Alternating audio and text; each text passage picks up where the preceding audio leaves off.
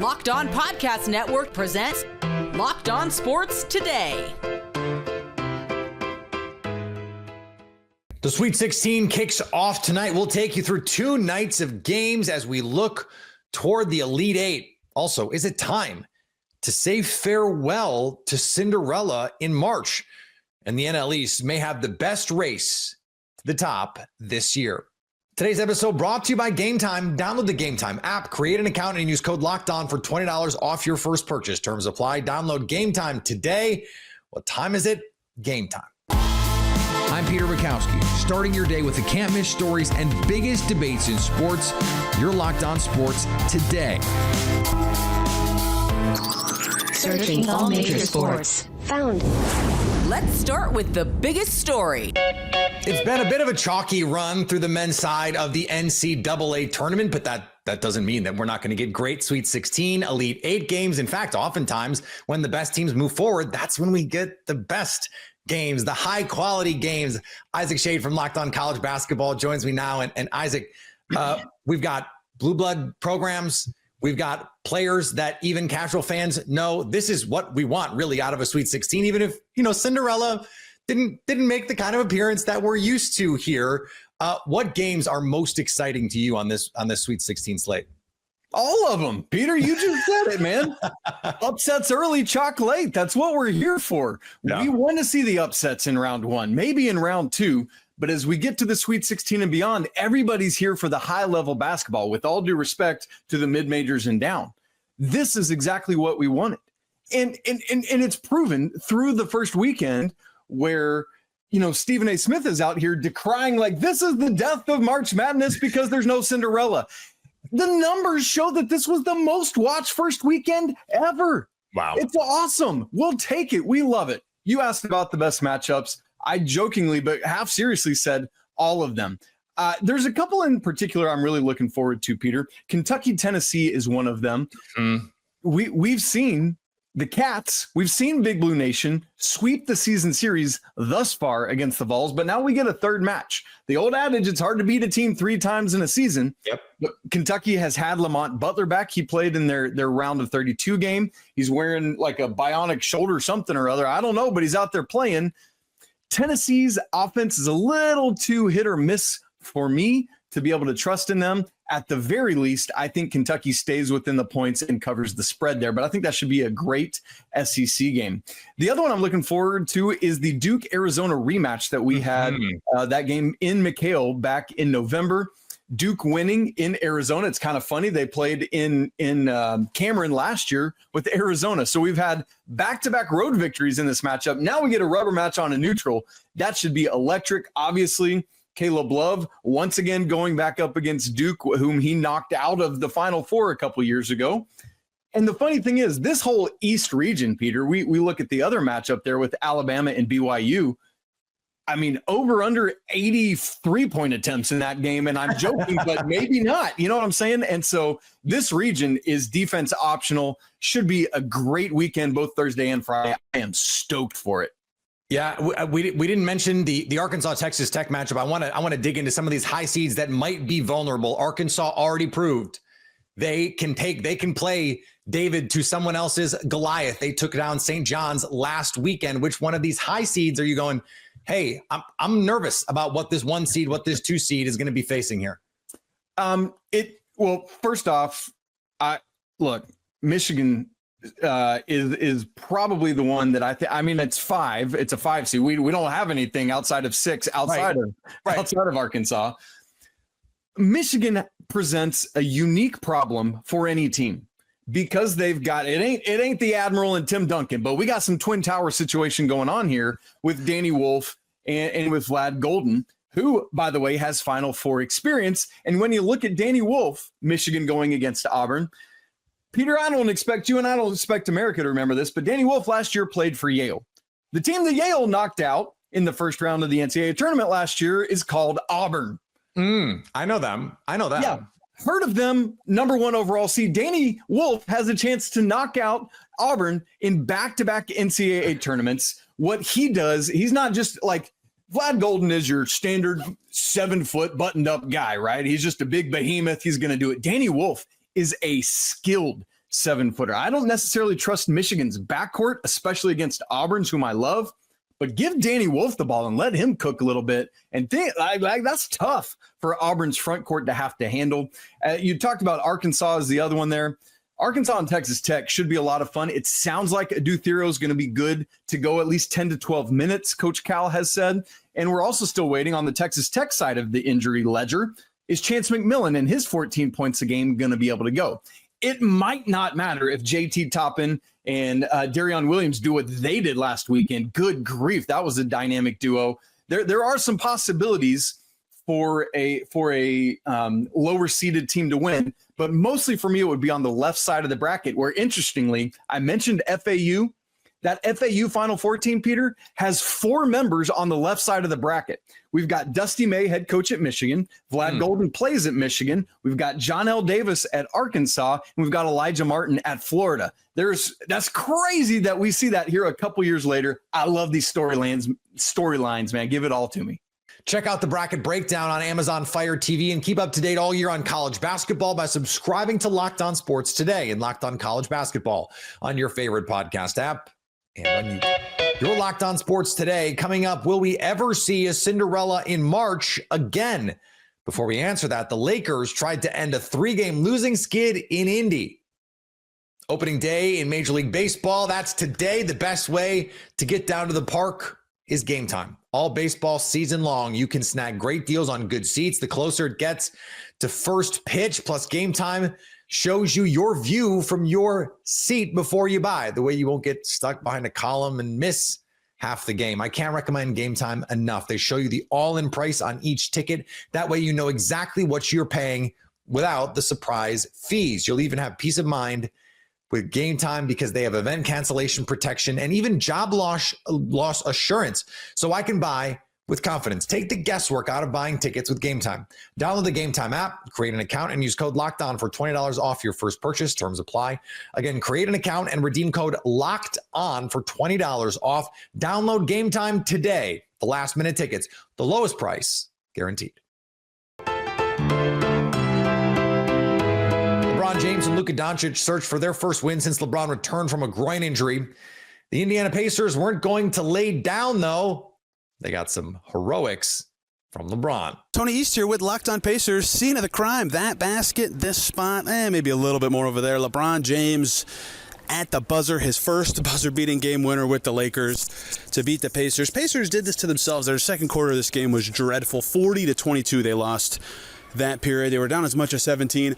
Valiant comeback, as they've done. They've had a ton of miracle finishes recently. They came back and took the lead in the final minute of this one, but couldn't quite get it done thanks to that James putback. They're going to be kicking themselves for that quarter and for Rick Carlisle not calling a timeout in the final minute. He said he considered it and in retrospect should have done it. They were up 1 with the ball. He does not take a timeout, leaves his defensive group in there without Tyrese Halliburton. They don't get up a good shot. The defensive group could not get the stop as LeBron got the putback. Some ball watching going on that basket. Tough one for the Pacers, who on the national stage fought back, looked really solid for the first, third, and fourth quarters, but were dreadful in the second period and dreadful late when it mattered. Well, more on Locked On Pacers. Elsewhere in the association, Boston was in the desert to take on Phoenix. Boston Celtics completely dominate the Phoenix Suns for their 7th win in a row. They now have a 12-1 march going. They're 15-3 since the All-Star break, 19-4 in February and March. That's called peaking at the right time. Jaylen Brown, who looked bad against Sacramento, his knee looked like it was still bothering him after 2 games off with the bone bruise. He looked great. So questions about his knee have basically been answered here with the 24-point night. Kristaps Porzingis looked great, taking advantage of a very bad Phoenix Suns defense, getting switches onto guards and just doing whatever you wanted. 30 points. He shot 4 of 5 from 3, so his touch is back. Al Horford looked great. 16 points, 10 rebounds, 5 assists for him. They didn't have Jason Tatum in this game, who missed the game because of an ankle sprain. The good news is he gave it a go in warmups, so it looks like he will be back very soon. So nothing but good news for the Boston Celtics. So apparently the NFL wants kickoffs to be a thing again.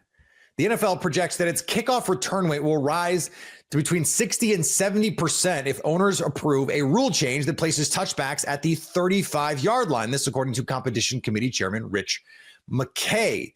The proposal is among several rule and bylaw proposals owners will consider at their annual meeting next week in Palm Beach, Florida. They'll need 24 votes from owners to get the rule changed. Right now, teams are just kicking it into the end zone. They don't want to risk a return. The ball comes out to the 30. The league is hoping that extra 5 yards, remember it used to be the 20, then they moved it again. Now they have the new kickoff rules where you can't get a running start.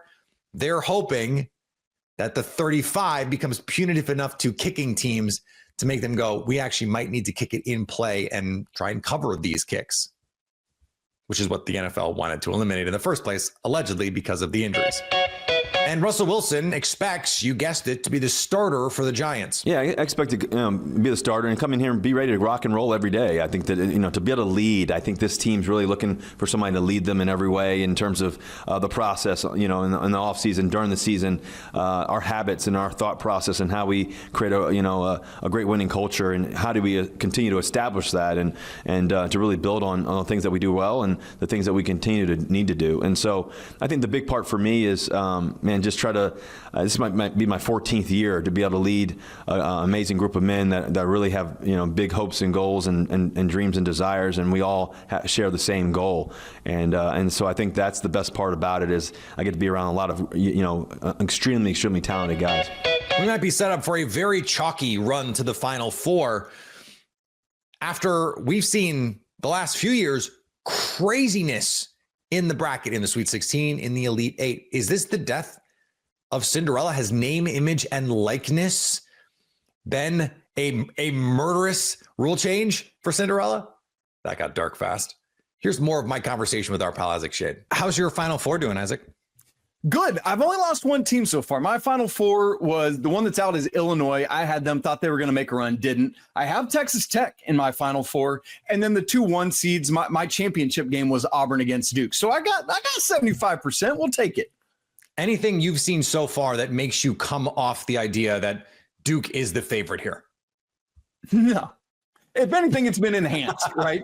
The Cooper Flag ankle thing was a nothing burger. He's good to go. Yeah. I'll just say it this way. If Tyrese Proctor is going to do what he just did last weekend, forget about it. It's over. Like we're at a point now where I've been asking myself this question when I find myself daydreaming this week because there's no basketball to watch yet. Is Duke inevitable now at the level UConn was the last 2 years? And I remember we tried to talk ourselves out of it at times the last 2 years. And it was like, no, it was always UConn. Are we there with Duke? I think we might be. Last thing I want to ask you about, Isaac, is over the last 2 years, I would say we have had a lot of conversations on this show. I know you've had a lot of conversations. College sports fans have had a lot of conversations about the issue of name, image, and likeness and how it is affecting the landscape. But I think now more than ever, I'm hearing people talk about, hey, one of the reasons why we don't have these mid-majors coming up is because that leading scorer from Wichita State is now the seventh guy on the Florida bench because, well, not on the Florida bench, but you know what I mean, the second guy off the bench for Florida, because they can afford to just say, well, we're going to pay you to not take 20 shots a game. Come be a bench scorer for us. That it seems like already the worm has turned on name, image, and likeness when it comes to the competitiveness it was supposed to bring and spread out. Peter, there are 31 conferences in Division I basketball. As we record, 9 conference players of the year are in the transfer portal right now. That's just shy of 30%, right? Like 28 or something like that. If my quick math is like that alone is telling me what NIL is doing, right? A great example is Donovan Dent from New Mexico, the Mountain West Conference Player of the Year. His coach, Richard Pitino, is out the door off to Xavier. So Dent could follow Pitino or he could go play for Daddy Pitino. We'll see. But I mean, he's going to have his choice of wherever he wants to go. But one of already 9 conference players of the year in the portal. And as far as what it means for the NCAA tournament, right? We've only got 4 conferences represented in this Sweet 16, 4 each from the Big 12 and Big 10, 7 from the SEC, and then Duke, the lone ACC squad, which is kind of funny because you look at it and the ACC is looking at Duke I feel like maybe like Princess Leia, help me, Duke Kenobi. You're my only hope, right? You know what I'm saying? But that's the funny thing is Duke could come all the way through this and win this, and we'll say, oh, the ACC is so bad. Here we go again, right? But I want to get a few more years out on this thing, Peter, before we make a call on putting Cinderella firmly in the grave, which is a very morbid picture. I apologize. Yeah, but like, would she be Sleeping Beauty then? I don't know. We'll have to maybe so. With a rose, man, I've got a story about that for you for another time off air. But Peter, as we look back the last couple of years, this year is actually the anomaly. Here's what I mean. Yeah. 2 Final Fours ago, we had a 4, 2 5s, and an 8. Not last year, but the 3 years before that, so 23, 22, 21, we had a 15 seed in the Sweet 16 each of those 3 years. We've had these higher level teams in the Final Four, at least one, each of the recent years. And so as we sit here right now in this moment, 25 is the outlier with no Cinderella, not those. But if we get to 27 and it's been this 3 straight years in a row, then we got a story. Check out the Bracket Breakdown on Amazon Fire TV and keep up to date all year on college basketball by subscribing to Locked On Sports Today and Locked On College Basketball on your favorite podcast app and on YouTube. Coming up, the NL East may be the most interesting race to the top. Braves have been the class of the division for so long. I know this isn't the 90s, but the Phillies and Mets are poised to potentially at least make a run at overtaking them. The NL East is a 3-team race with tons of intrigue. Poor Nationals. Our Locked On hosts in the NL East attempt to decipher who is the favorite to win it in 2025. There's 3 teams that entering this season have odds to win the division at plus 210 or better. You have the Braves as the favorites, according to our partners over at FanDuel, at plus 135 to win this division. The Phillies at plus 180. The Mets sitting at plus 210. And then you got the Nationals at plus 10,000, Marlins at plus 25,000.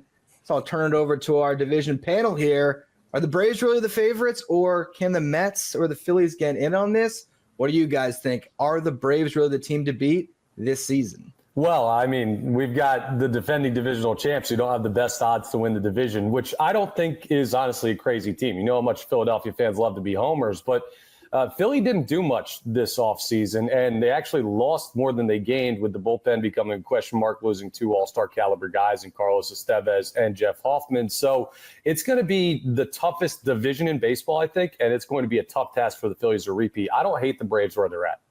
Yeah, but the Braves kind of did the same thing in the offseason. They didn't do much either. All they brought in was Jerickson Profar. It looks like maybe they want to stay under the tax. They're really just counting on guys who were injured last year coming back and being who they were in the past. So a lot of hope for the Braves, certainly a lot of talent, and understand why they're the favorites. But I think even Braves fans feeling a little bit nervous going into the season.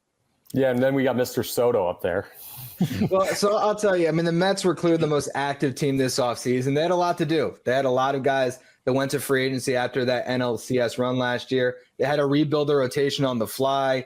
They, of course, got Juan Soto. They brought back Pete Alonso. I think both myself and Connor here are sort of deferring to the Braves because they've owned this division for so long. And last year, despite all of those injuries and everything that did go wrong, they still found their way into the playoffs. So I think both of us are probably just a little bit shell-shocked saying, isn't it the Braves? And the odds are telling us it's the Braves. I look at the Mets and I think they got a good shot at it, but even as a homer, I can acknowledge there are some holes in this Mets starting rotation. They just lost Francisco Alvarez to start the season. I don't think that's going to be a big injury, but it is something they're going to have to deal with. So while I think the Mets have as good a shot as anyone, I am sort of leaning Braves right now. I'm going to be completely honest. I think the Braves, if everyone gets back to what they've been, it's a scary team. And I think this is my 3rd year I've done this show now, and I pick the Braves every single year, guys. And I think it's going to be the Atlanta Braves yet again. I wish there was some different answers here, but as we all said, the Atlanta Braves have owned this division for quite some time now, really before the Nationals used to own it back in the 2010s here. But the Atlanta Braves are really good.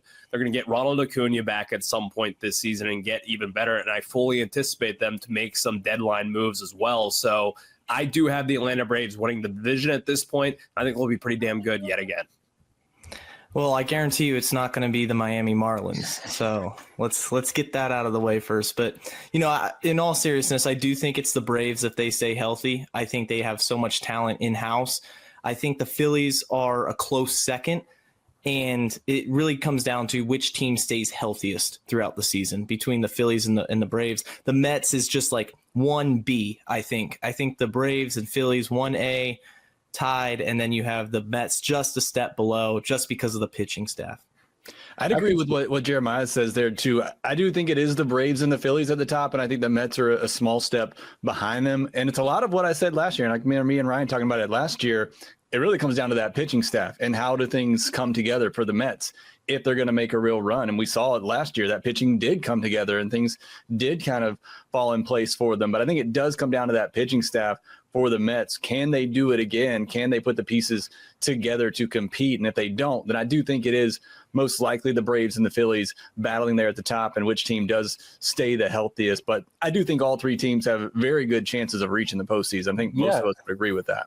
That's the fun part about this, right? Well, for the three teams we're talking about here, like the NL West is clearly the Dodgers, and the NL Central, we call this a dogfight. That's a rock fight. There's no one coming out of there that you're overly worried about. So the three teams that could make it in as division champions could also make a run in the wild card round or wherever they get seeded out. So it's a great division.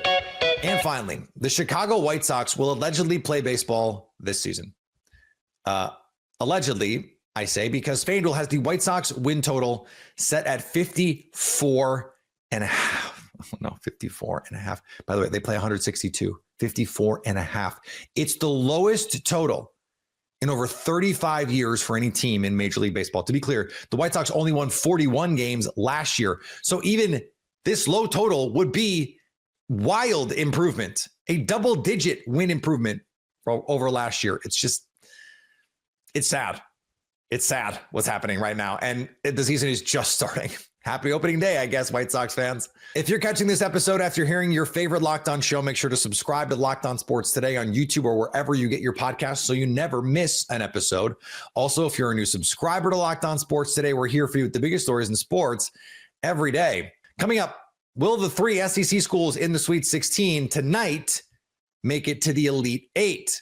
So at least until tomorrow, stay locked on sports today. Locked On Podcast Network presents Locked On Sports Today.